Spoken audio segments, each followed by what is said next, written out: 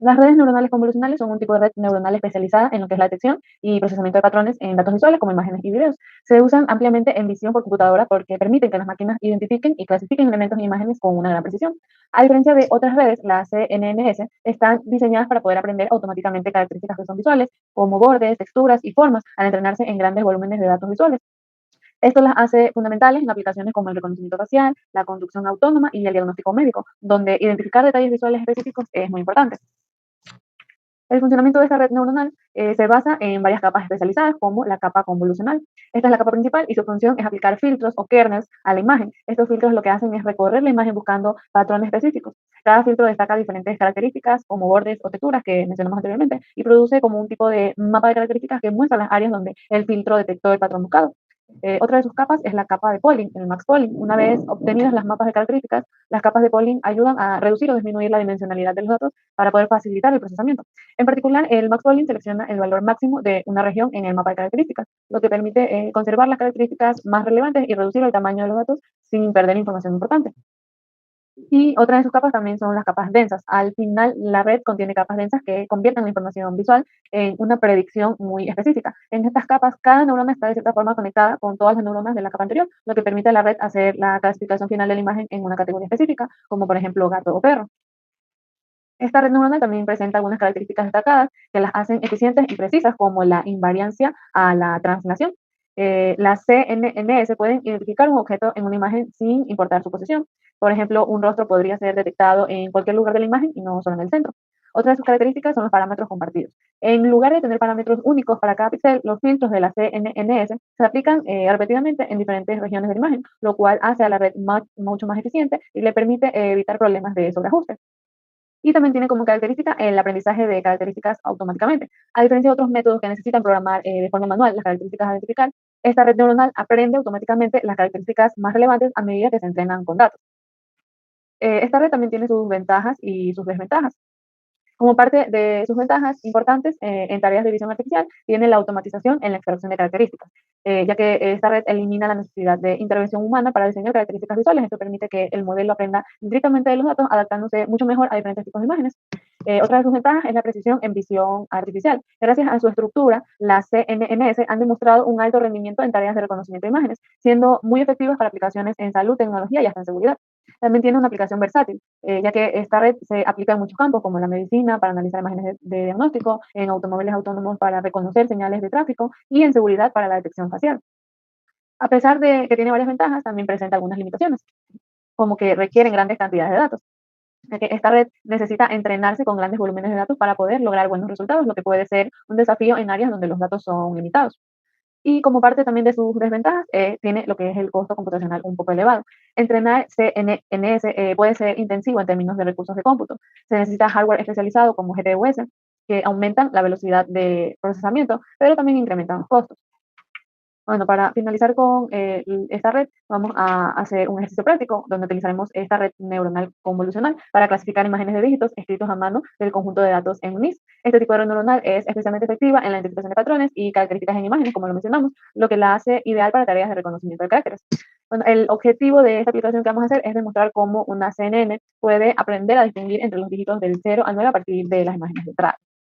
Para esto vamos a estar importando las bibliotecas digitales. Primero vamos a importar mucho, simplemente trabajar con arreglos y operaciones matemáticas. También vamos a importar matplotlib con TotalPlot. Esta es para crear gráficos y visualizaciones. Ahora vamos a importar ENVIS, que es el conjunto de datos que vamos a utilizar para entrenar nuestra red neuronal, que contiene imágenes de dígitos escritos a mano. Para esto vamos a usar diferentes comandos, como TensorFlow, Keras, datasets, y aquí podemos importar ENVIS. Y también vamos a importar secuencial.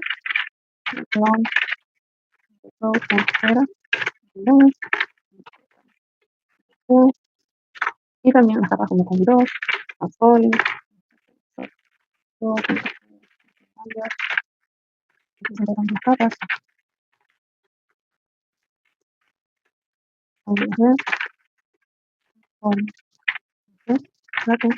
Estas son partes de Keras que nos permiten construir y entrenar modelos neuronales. Una vez que hemos importado estas bibliotecas, vamos a cargar y preprocesar los datos. Ahora cargamos los datos de MIS, ¿cómo lo hacemos? De la siguiente manera. como abrimos otro paréntesis, ponemos step, como step. Lo que hacemos no es que con el siguiente comando,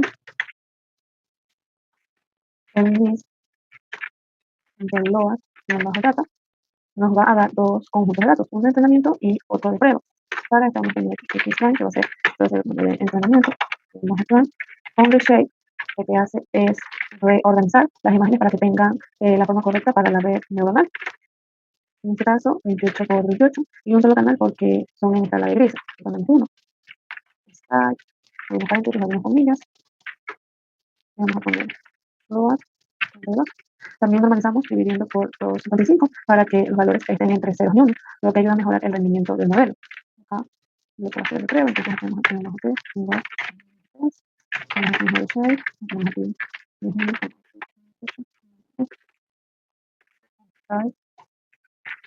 3, y así nos dividimos por 255. Sí. Entonces, una vez que hemos cargado y procesado los datos, tenemos que empezar a construir el modelo. Vamos a poner aquí para esto comando secuencial, y creamos un modelo secuencial donde vamos agregando capas una por una. Primero agregamos una capa con B2B con 32 filtros de tamaño 2x3. Para esto vamos a usar el modelo tanto ADB, usamos con B2B, abrimos otro paréntesis, ponemos los 32 filtros de tamaño 3x3. Aquí lo que vamos a hacer es que, bueno, esta capa es la que tratará características en las imágenes como vueltas texturas. Entonces aquí vamos a usar el loop como función de activación. Abrimos comillas, la función de loop. Esta lo que hace es ayudarnos a introducir no linealidades y hace que el modelo aprenda patrones más complejos. Como input más 6, igual, tenemos los modelos que tenemos anteriormente, 18, 28. Bien, entonces ahora vamos a producir la mentalidad de la imagen. Vamos a hacer con Maxpony.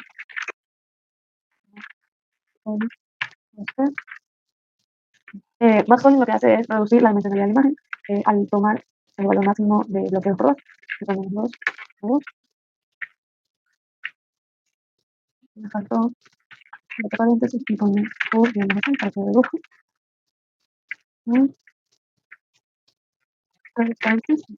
Bien, entonces luego con flatten,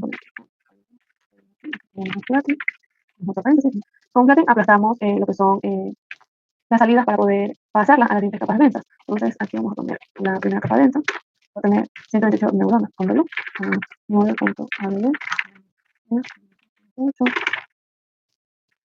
el reloj es la función que vamos a usar como activación, entonces por eso ponemos aquí activación igual, abrimos comillas y ponemos reloj. Y la última capa densa va a ser 10, y así es la activación con la función reloj. Esta tiene, como podemos tener, bastantes 10 neuronas, cada una representando una clase, es decir, los 10 dígitos posibles. Y acá, me equivoqué, tiene que ser max, que convierte las salidas en probabilidad. Entonces aquí ya hemos empezado lo que es a construir el modelo. Y lo siguiente que vamos a hacer es la compilación de este modelo. Y para esto lo hacemos con el siguiente comando. Usamos el optimizador Adam, que ajusta los parámetros de manera eficiente durante el entrenamiento.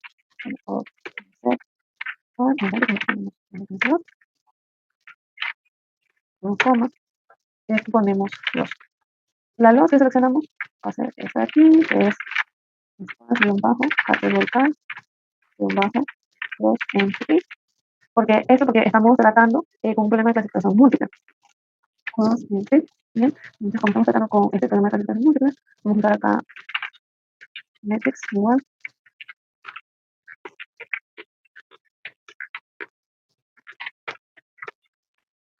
Igual, comillas, vamos a poner clase. Esto significa que vamos a medir la exactitud del modelo durante el entrenamiento. Ahora sí vamos a entrenar el modelo con los datos de entrenamiento. Para eso vamos a usar modelo.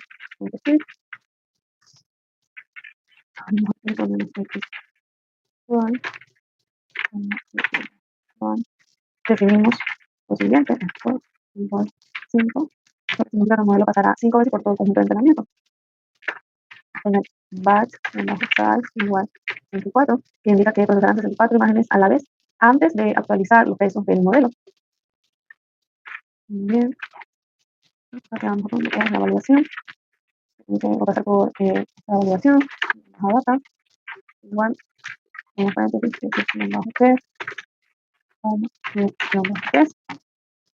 Bueno, también pasamos por esta validación, como decíamos, para que el modelo se evalúe en los datos de prueba después de cada época. Como ya hemos compilado el modelo, ahora tenemos que hacer lo que es la evaluación. Esto lo hacemos con los siguientes comandos. Una vez entrenado el modelo, le guardamos los datos de prueba, usando model evaluate, select, test log, test, así que son las que son antes, model, entonces,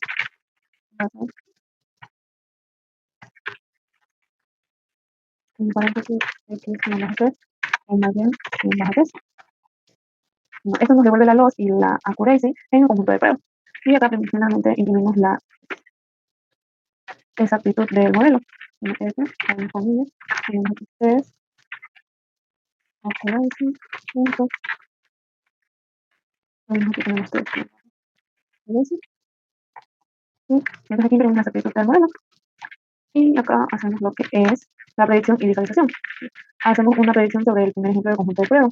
Aquí, predicción, model,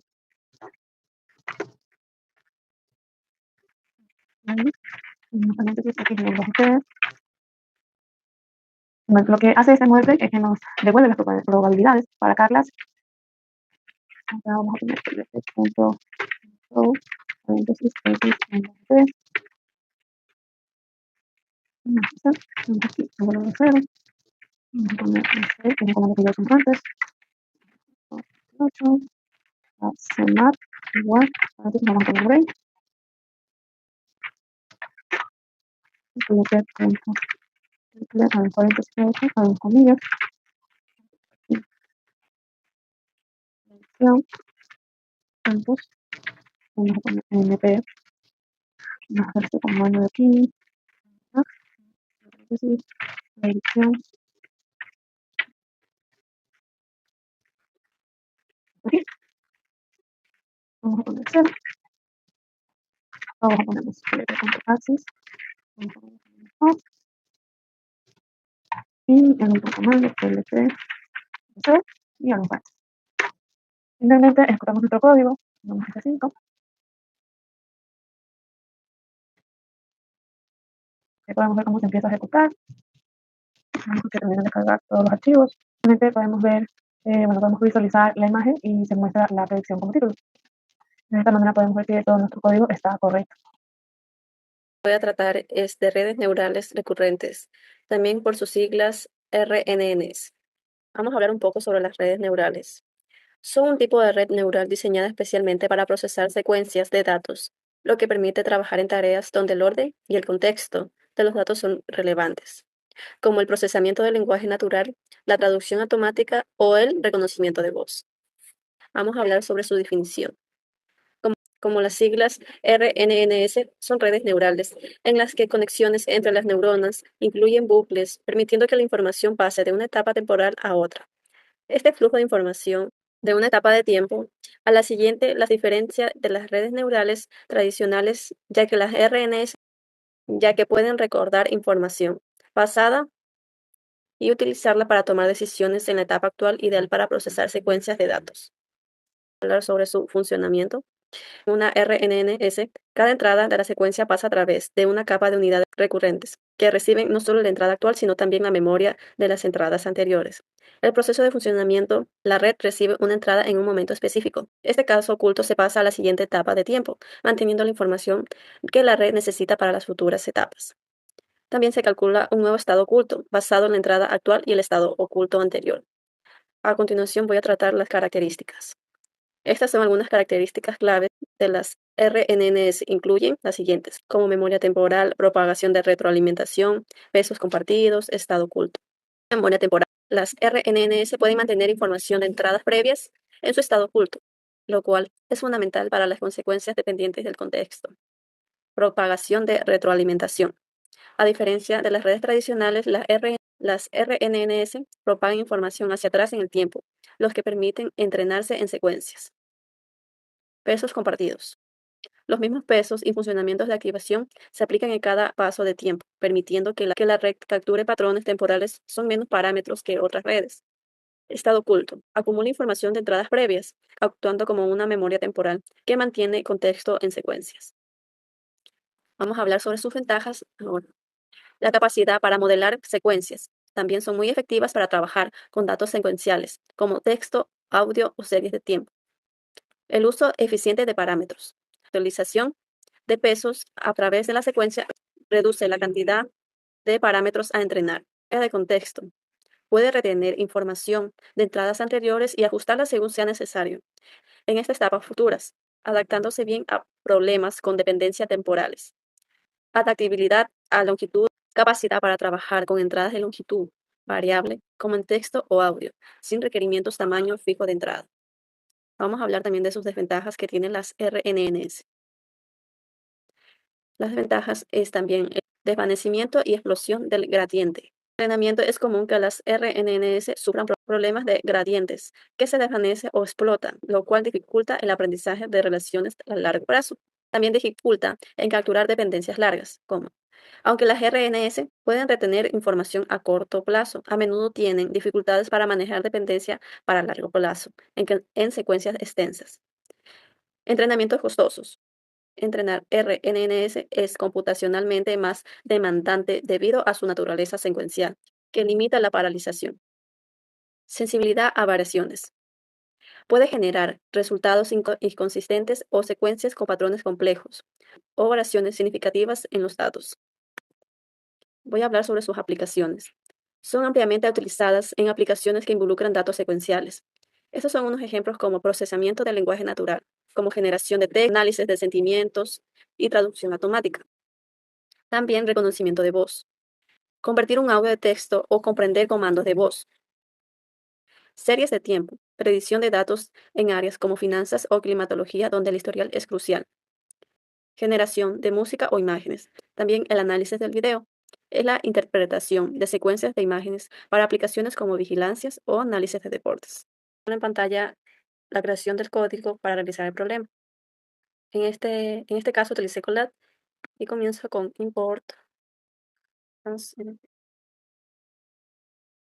importadora la biblioteca NumPy y la asigna al alias np import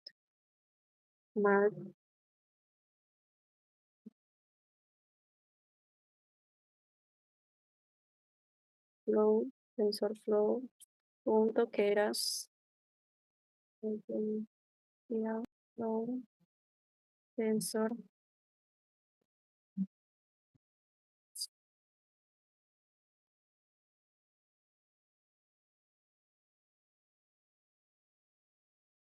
Estas líneas importan clases y capas necesarias para construir un modelo de redes neurales. Usando keras secuencial permite construir modelos secuenciales. Input define la forma de entrada. Simple RNN crea una capa de red neural recurrente. Y dense añade una capa densa para la salida. Dar datos de entrenamiento.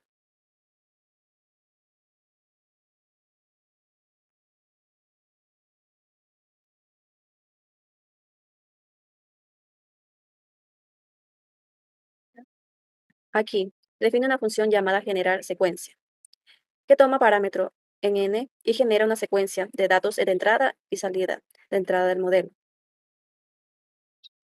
Punto array. -1. Cierro paréntesis. Aquí creé un array de secuencias con valores de 1 hasta n, utilizando la función range. Aquí inicializa dos listas vacías, X para las entradas y Y para los datos de salida. Usa un bucle que recorre los índices de secuencia dejando los últimos 3 elementos afuera, para asegurar que haya espacio para las ventanas de entrada de 3 elementos. Para cada índice, y toma un subconjunto de 3 elementos. De secuencia lo añade a X. ¿Pueden ver? El siguiente elemento de la secuencia secuencial es Y más Y3. Se añade a Y. Esto crea una ventana de entrada de 3 elementos y un valor de salida asociado. X y Y como array de NumPy, listos para ser usados en el entrenamiento del modelo. Vamos a un espacio, a continuación vamos a crear la secuencia de datos. La función generar secuencias con n igual a 100, generando los datos de entrada de X y la salida y la secuencia de 1 al 100. Redimensiona X para que cada ventana de 3 elementos tenga una tercera dimensión adicional de tamaño 1, que es el formato esperado para entradas de una RNN en Keras. Ahora vamos a definir el modelo. Aquí agregamos la capa de entrada. ¿Ya? Un modelo secuencial que permite abrir capas de forma secuencial. Aquí añadimos una capa de entrada para aceptar los datos de tamaño de 3 y de 1. Aquí añadimos una capa de simple RNNs con 50 unidades y función de activación ReLU. Esta capa puede recibir la secuencia de 3 elementos y la procesa para extraer patrones temporales.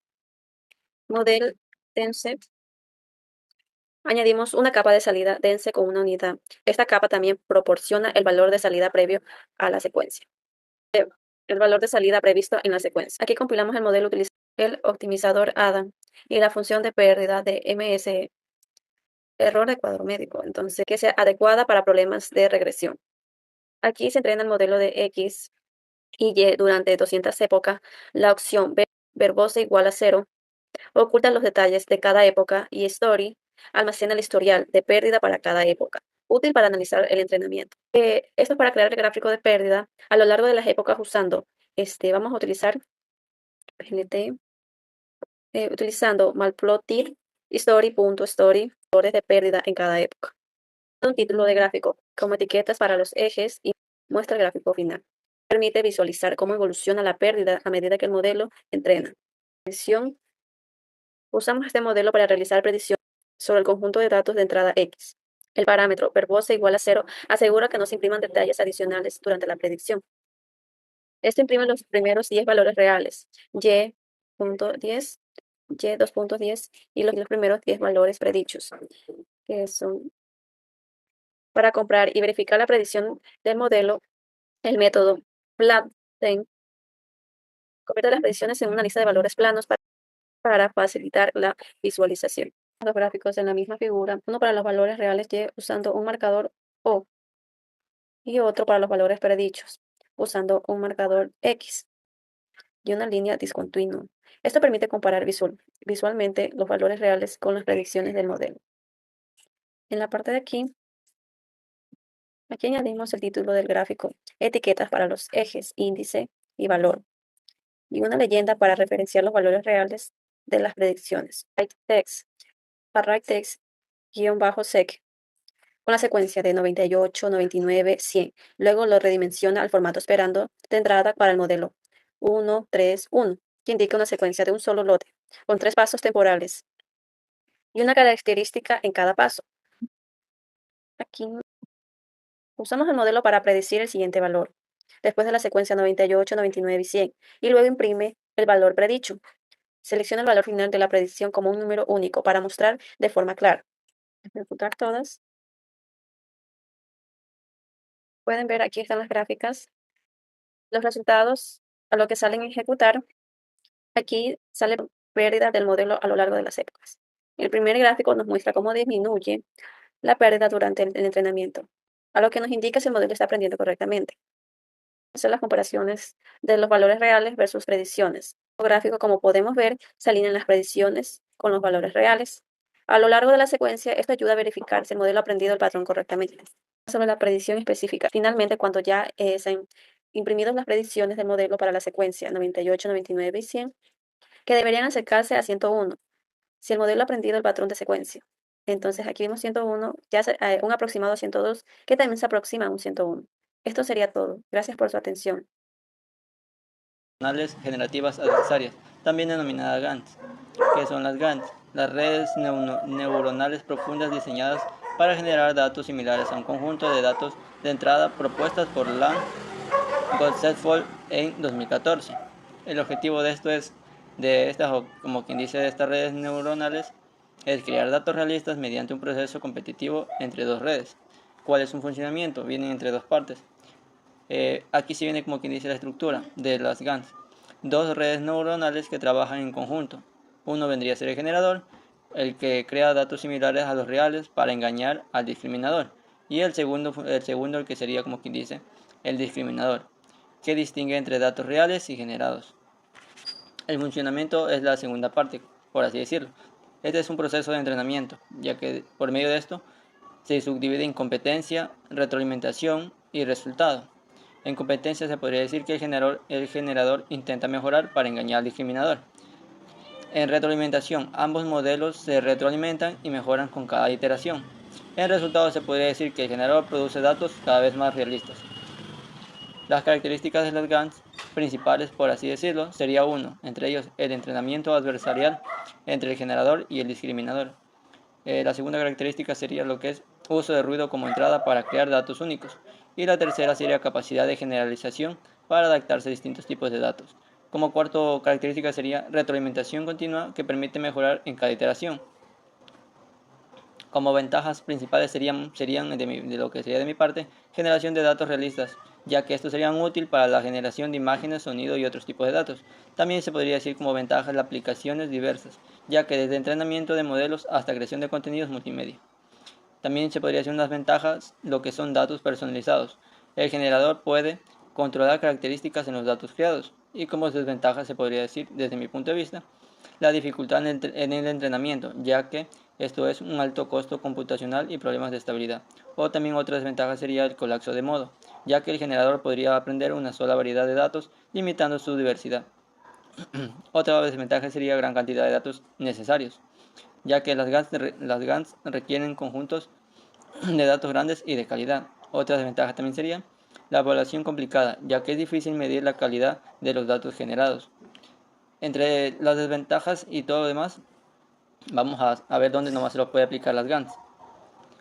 La aplicación de las GANs en la vida real, por así decirlo, desde mi punto de vista, sería en la creación de contenido multimedia como imágenes, música y videos realistas.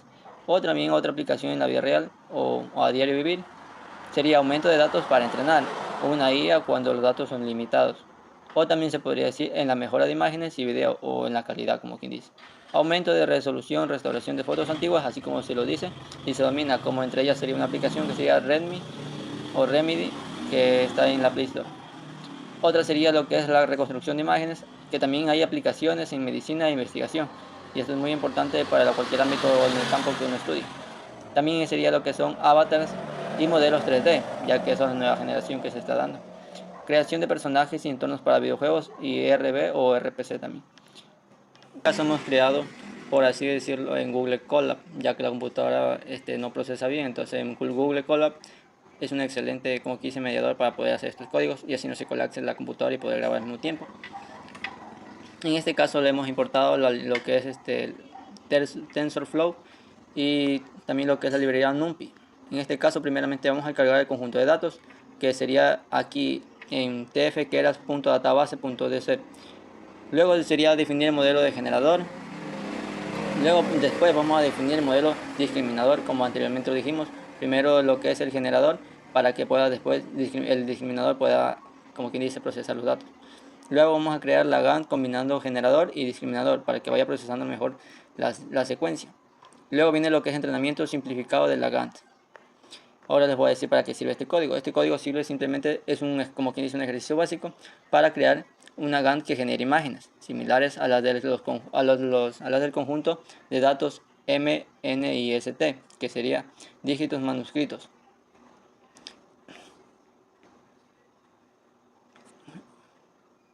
Esto se lo puede hacer en este caso lo hice en Google Colab o también se lo puede hacer en Jupyter Notebook. Ya verán, este código también sirve como quien dice, entrena una GAN sencilla para generar imágenes similares a dígitos manuscritos. Verán, aquí en este primer paso, como podemos observar, yo ya le di lo que es iniciar el código. Ya me está cargando, no presenta errores, el código hasta el momento, y me está cargando todos los datos de la database que descargamos de lo que es Keras. Aquí está, TensorFlow Keras. Desde esa base de datos, primeramente está cargando todos los datos, como podemos observar. Esto de aquí, este tiempo de espera puede variar entre una media hora o una hora, pero en este caso se está tardando más, por lo que puedo observar, la base de datos tiene varios datos. Entonces vamos a esperar un rato más hasta que ya esté, o simplemente pueda procesar la información. Vamos a ver. epochs 1000, son 1000 datos, como podemos observar. Y sigue cargando y sigue cargando. Hemos llegado a la parte casi final y como podemos observar sigue cargando. Este va a tardar un poquito más el tiempo, pero por lo que podemos observar el código sí vale. Y al final simplemente nos va a aparecer como que es una pantalla para decir si es como una pantalla con manuscritos o uno mismo va a seleccionar lo que quiere observar. Buenas tardes, vamos a ver lo que son las redes neuronales Transformex. Nos dice que los Transformex son un tipo avanzado de red neuronal diseñado para procesar datos secuenciales, como lo son ya sea textos y audios.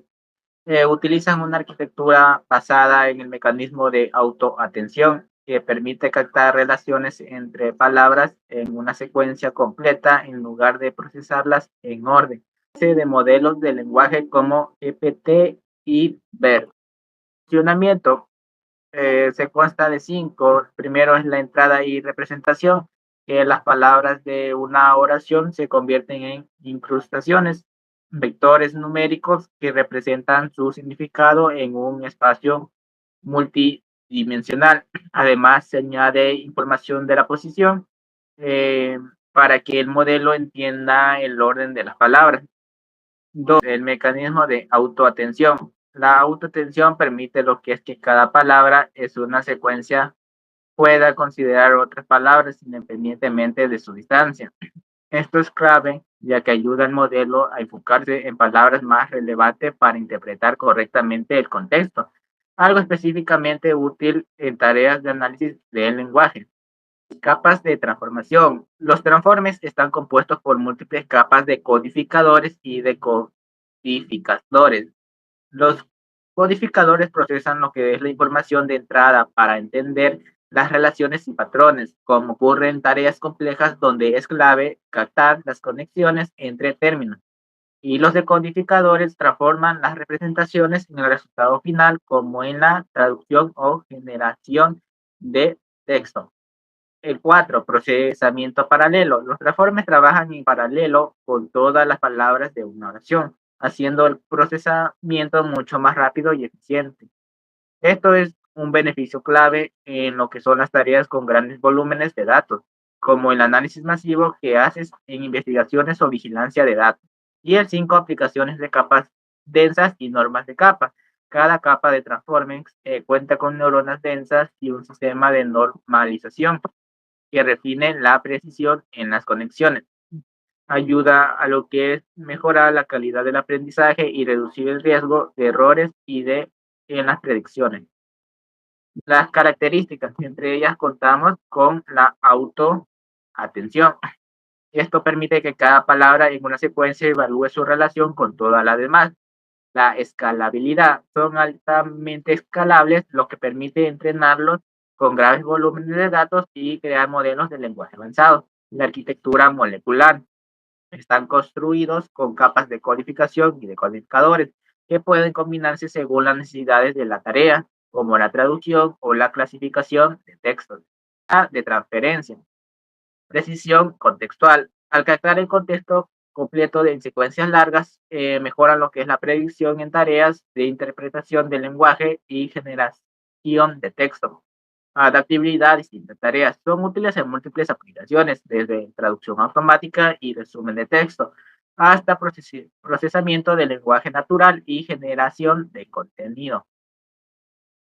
Seguimos con las ventajas y desventajas. Entre ellas, una de las ventajas es el procesamiento rápido, escalabilidad con grandes datos, manejo eficiente del contexto, versatilidad en tareas y transferencia de conocimiento. Las desventajas es su alto costo computacional, su consumo de memoria, el entrenamiento lento, la tendencia al sobreajuste y la dificultad para interpretar el modelo. Lo que son en las aplicaciones.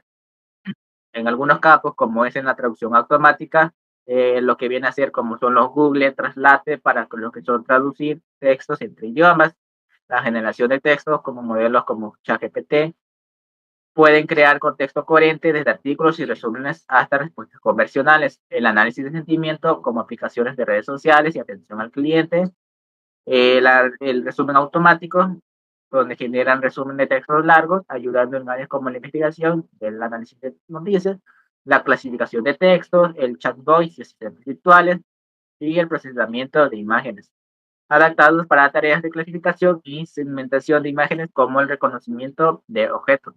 El práctico de redes neuronales Transformers. El ejercicio va en base a la clasificación de textos mediante lo que es Convert. Para eso importamos lo que es la librería Torch, la librería Transformers. NN va a ser un módulo que contiene las herramientas para crear y entrenar redes neuronales. También importamos lo que es VerTalker y VerModel, de textos en secuencia de números, y VerMod contiene el modelo Ver para procesar los textos.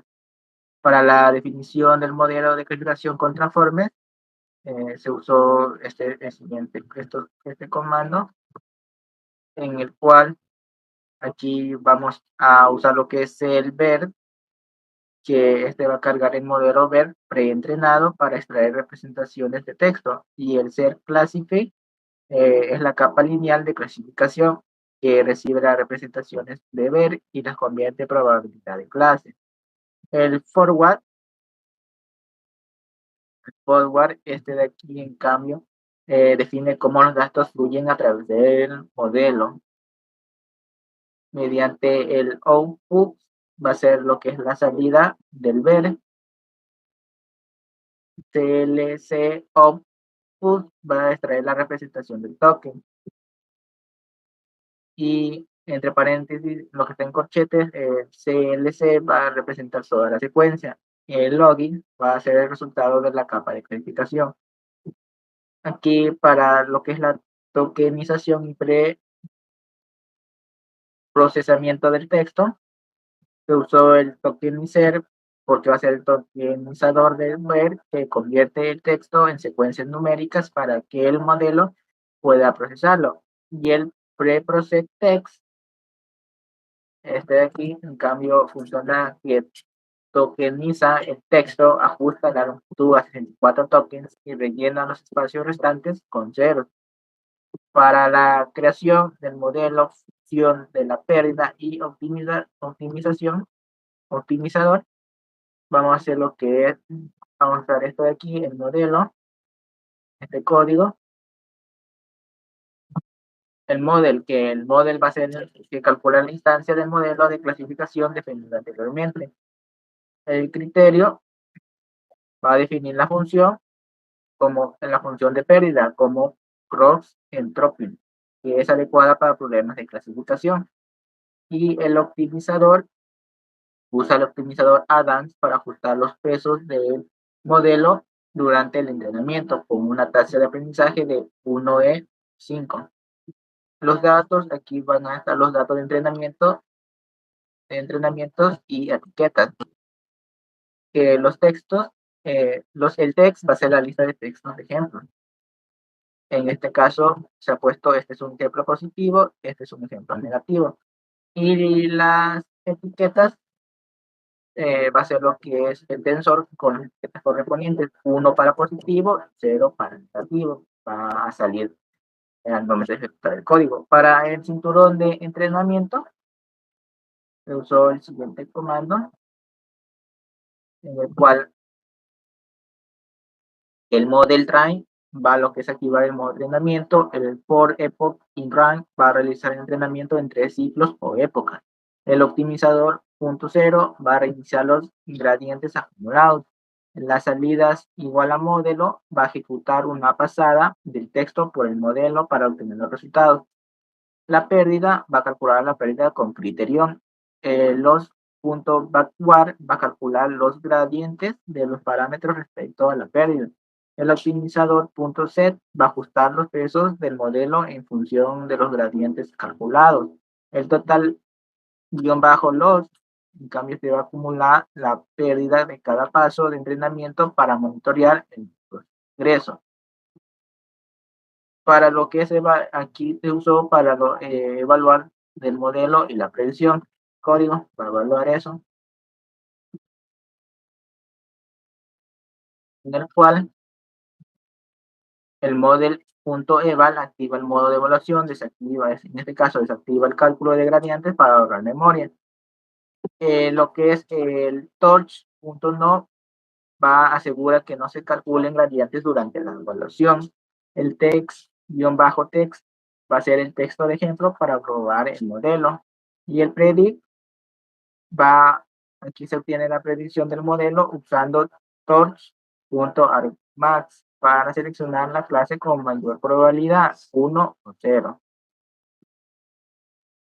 Ya, al momento de ejecutar el código, este código lo que implementará va a ser un modelo de red neuronal basado en transformes usando BERT para clasificar texto en dos clases, positivo y negativo. El modelo se entrena con datos de ejemplos y se utiliza para predecir la clase de una nueva oración.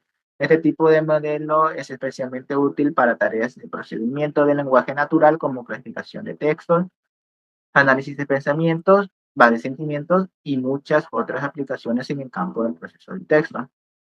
Nosotros al momento de ejecutar el código, ejecutamos el código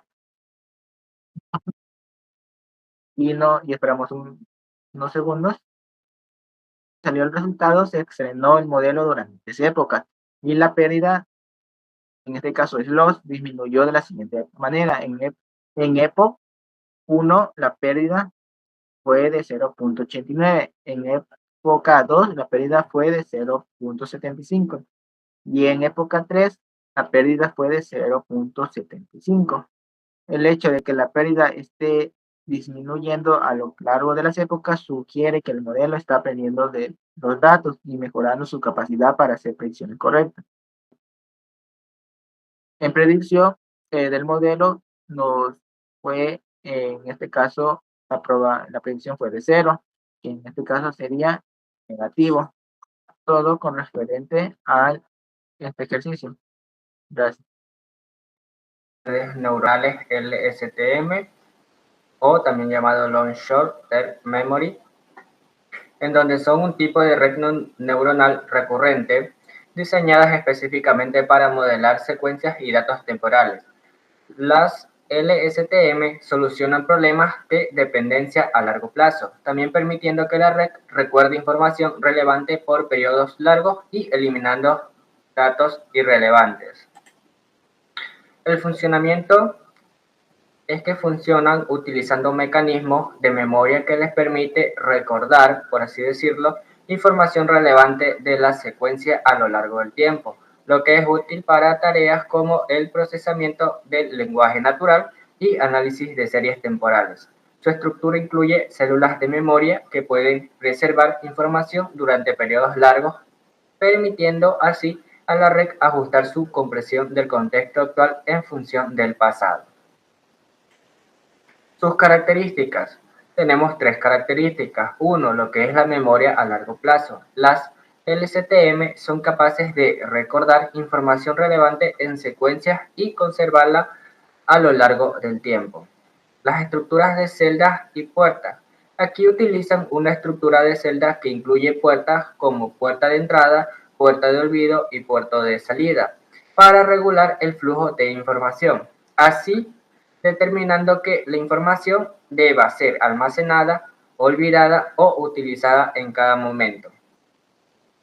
Y la última característica es que tiene una capacidad para aprender secuencias complejas. ¿Qué quiere decir esto? Que las LSTM pueden modelar relaciones temporales complejas, lo que las hace útiles para tareas como el procesamiento del lenguaje natural, reconocimiento de voz y pronósticos de series temporales. Ahora vamos a hablar sobre las ventajas, que tienen 5 ventajas. 1. Puede aprender dependencias a largo plazo. 2. Da una solución al problema del desvanecimiento del gradiente. 3. Puede manejar datos de secuencias de longitud variable. 4. Adaptación a problemas de secuencias. Las LSTM son útiles en la manipulación de problemas secuenciales complejos. Un ejemplo común del mismo es el procesamiento del lenguaje natural y series temporales. 5. La capacidad de memoria. Jerárquicamente mantiene la información necesaria para detectar patrones en unas secuencias largas. Ahora vamos a hablar sobre las desventajas. 1. Mayor complejidad computacional. 2. tiene entrenamiento más lento. 3. Tiene una sensibilidad a las hiperparámetros. 4. Tiene un alto costo computacional. 5. Tiene dificultad de entrenamiento. Y por último vamos a ver sobre las aplicaciones. Como primer punto tenemos el procesamiento de lenguaje natural o NLP, que significa la traducción de idiomas, análisis de sentimientos, también puede ser en chatbots y también sistemas de respuestas automatizadas. 2. Como segundo punto tenemos el reconocimiento de voz, que tenemos como procesamiento de comando de voz, asistentes personales como Siri o Google Assistant. El tercer punto de aplicación es el análisis de series temporales, que viene a ser como predicciones en datos financieros, control de inventario y monitoreo de sistemas en tiempo real. Y como última aplicación tenemos la visión computacional, que aquí viene la clasificación de secuencias de imágenes y videos. En donde es útil en seguridad. También tenemos como el monitoreo de tráfico y análisis de video. Lo que vamos a hacer para este ejercicio práctico va a ser una simulación de datos de clientes, en donde cada cliente tiene un ID y un gasto total, como lo podemos observar aquí en el siguiente código, en donde ponemos cliente. Y como podemos ver, vamos a tener 5 clientes con su respectivo ID y con su gasto total. Que entre el 1 y el 5 va a estar entre 500 al máximo de 1500. Y después de esto vamos a calcular lo que es el gasto promedio. Así que aquí vamos a definir lo que es la lista cliente, en donde se va a crear la lista de llamadas clientes que contiene diccionario.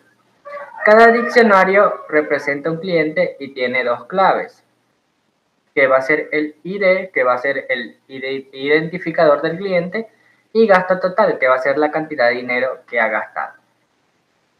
Ahora, si seguimos buscando en el siguiente código, aquí vamos a utilizar la función sum, que esto nos servirá para calcular el gasto total, y en donde la expresión cliente va a estar como gasto total for cliente in cliente.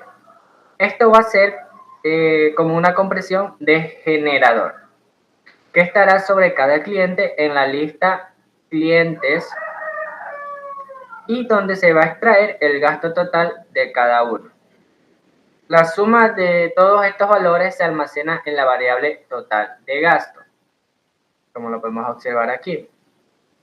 Ahora, lo siguiente que vamos a hacer es que vamos a dividir el total de gasto, como tenemos aquí, por la longitud de la lista clientes, que va a ser el número total de clientes, usando len clientes, como observamos aquí. Esto nos da el gasto promedio que se almacena en la variable promedio gasto, como podemos observar aquí, que este es el código que va a ser esta función. Ahora, lo siguiente que vamos a hacer es que vamos a definir un umbral para el análisis, en donde hemos puesto un umbral 800. Aquí vamos a describir que se está definiendo un umbral para realizar un análisis. Se establece un umbral de 800 en la variable umbral, en donde este valor se usará para identificar cuántos clientes han gastado más que esta cantidad. Lo siguiente que vamos a hacer con este código que tenemos aquí es que vamos a contar cuántos clientes gastaron más que el umbral, o sea, más que $800. Así sea similar a antes, o sea, similar a lo que hemos hecho antes, vamos a usar otra vez sum, que va a ser para contar, en donde la expresión un for cliente, in cliente, if cliente, gasto total, mayor umbrales, va a ser otra compresión de generador que genere un 1 para cada cliente cuyo gasto total va a ser mayor que el umbral. Al sumar todos esos unos obtenemos el número total de clientes que han gastado más que 800 y en donde este será almacenado en clientes alto gasto, como observamos aquí. Este va a ser nuestra pequeña variable y estas son las funciones como tal. Una vez hecho esto, lo que vamos a hacer lo siguiente, vamos a hacer es mostrar el resultado. ¿Cómo se vamos a hacer mostrar el resultado? Se va a utilizar, como vemos aquí, se va a utilizar una F-string, o sea, una cadena de formato para mostrar el gasto total en un mensaje. En donde lo siguiente, que va a ser total gasto, se va a insertar directamente en la cadena para ser visualizado, como observamos aquí. Ahora, similar al anterior, aquí vamos a usar dos FEN. La F-string para formatear el gasto promedio a 2 decimales, en donde aseguramos que se muestre de manera clara. Por último, vamos a hacer que se imprime el número de clientes que han gastado más que el umbral definido por 800. Así que, utilizando nuevamente una F-string para incluir el valor de umbral y cliente alto gasto en el mensaje. Así que ahora vamos a ejecutar el código.